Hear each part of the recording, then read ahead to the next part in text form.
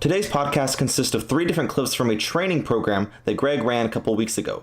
This first segment is about how investors have nowhere to go to sell their portfolios when they're ready to liquidate, and how that problem is being solved by Renters Warehouse. This is something that pulled us into this business in the first place back in 2014. We met owners that have, for reasons of their own, they had accumulated a bunch of single-family rentals. And they realized very late in the game that there isn't any place to bring those if you want to sell them. All right, think about it. You want to sell a house, there's 19,000 realtors, you can't swing a dead cat without hitting 9 of them. And there's all kinds of people that can help you sell your house. Right? You put it on the MLS and it gets sold. Great. There's a bunch of people out there. If you want to sell your shopping center, office building, apartment building, no problem, right? Plenty of people to go to who do that for a living. But what if you have 20 rental homes? Who do you go to? You go to the commercial brokers. You know what they say? Oh, we don't do houses, right? We don't do houses. So they've ignored this whole thing. Commercial real estate has ignored it. Now that they're starting to pay attention to it, guess what? They don't have access to the MLS. If you don't have access to the MLS, you really can't put a value on a single family home. So when commercial brokers look across the line at portfolios and say, hey, there's some good money out there in this, I want to get involved, they're actually ill-equipped because they don't know what houses are worth. They don't know what houses would rent for. Therefore, they can't really do an analysis of what a house would return as an investment. So commercial brokers who think they can do this find that they're actually poorly equipped. Residential brokers, they're obsessed with home ownership. And they're obsessed with selling a house that's already vacant. They're not obsessed with that. They actually don't know how to do anything but that. Right? We've talked about this a lot on Touchbase, et cetera. Realtors, love them. They have one move: list the house, stick a sign in the front yard, do an open house on Sunday, put it in the MLS. It goes on 90,000 websites, and the house sells if it's priced right. That's their move. You ask them if they'd like to sell a house that's occupied by a tenant. Their move is usually, well, no, I can't do that. You need to vacate the house. You tell them. And by the way, I could play a recording if I went and dug it up. I wanted to make the point to somebody once, and I did this. I called up. I did a search on Google, real estate investment firm. I called the companies that showed up. They weren't real estate investment firms. I called them. I recorded the phone call. I said, hi, I've got 20 houses I want to sell. And the agent's like, my lucky day. And I said, yeah, 20 houses. I want to sell them. They've got tenants living in them all. They're all cash flowing. And like clockwork, they said, oh, well, when are your leases up? Okay, so here's the move then. We could sell each house when the lease is up. But they literally had no idea what to do with the portfolio. So the end result is these portfolio owners are starting to realize that when they think about selling, they look around, there's nobody there to help them. And it's like they're up against the wall. The only option they ever get from anybody until we came around was vacate the houses one by one and sell them on the MLS. So what's a portfolio worth? Should I hold on to it? Should I grow it? Can I sell it? Is there a market for a portfolio? What's the process and wbe can help me? This next segment is an explanation of the build for rent trend. Build for rent.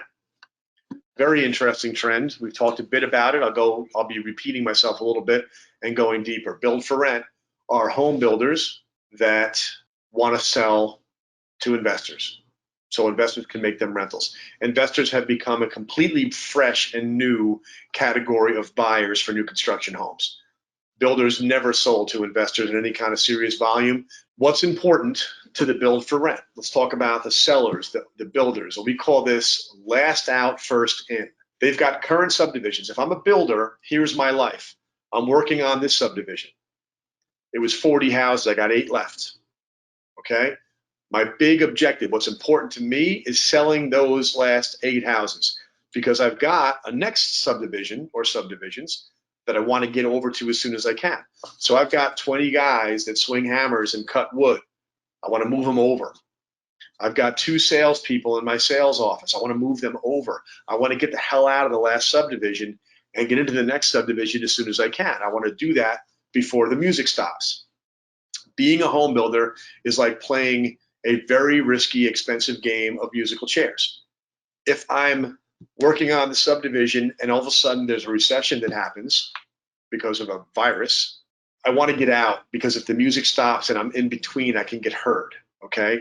I owe the bank a couple of $1 million. I need to sell these houses to pay the bank off. Then I got to borrow more money, put it down on the next subdivision. I make a profit with every house that I sell, but there are moments in time where I'm vulnerable because I got too much money out and not enough coming in. And if the music stops at the wrong time, I got a problem. All right. They are in those moments of limbo frequently as they go from subdivision to subdivision to subdivision.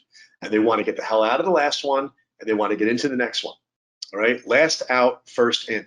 And this final segment is a personal story from Greg, which serves as an analogy for your business life. I had an experience years ago, probably in my 20s. I was out in Montauk, Long Island, which if you're from the Northeast, you probably heard of Montauk. It's at the end of Long Island. It's like hanging out in the middle of the Atlantic practically. If you look at a map, it's just way out there. It's the very tip of the South Fork of Long Island. And I was out there, and it was a fishing village. It's become sort of a hipster New York, Manhattan enclave now. But back then, 20-something years ago, it was really a fishing community. And I'm checking out the boats because I love everything with a motor. So I'm checking out these sport fishing boats, and I'm walking the docks, and I'm catching all these captains and their first mates and their crews who are wrapping up for the evening and kind of setting up for the next day. And I started to see something, and I asked one of the first mates. He was also a young guy, and I asked him, like, "What's that?" Because they have all these fishing rods. Then they got this big hook, like the size of my hand, like a hook, huge, on a really, really, really big line on a really short, stubby pole. And I'm like, what's that about, right? And the guy told me that, we got to feed the family here. We have people chartering this boat tomorrow. Picture of sport fishing boat, 40 feet long, fly bridge. It's one of those big, long boats with a second story where the guy drives. Really cool looking thing. And he says, well, we feed the family, our family. We make our customers happy with all these fishing lines. We're going for bluefish or we're going for striper, depending on what time of year and where we're going to be. But we know where to go to catch those things. But we're hanging out in the middle of the Atlantic here. And some monsters are flying underneath this boat, swimming underneath this boat.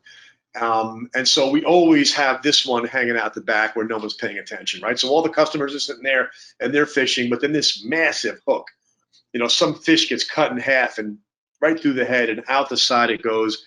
And they've got that thing hanging down there. So, when a monster goes by, we're in the game, right?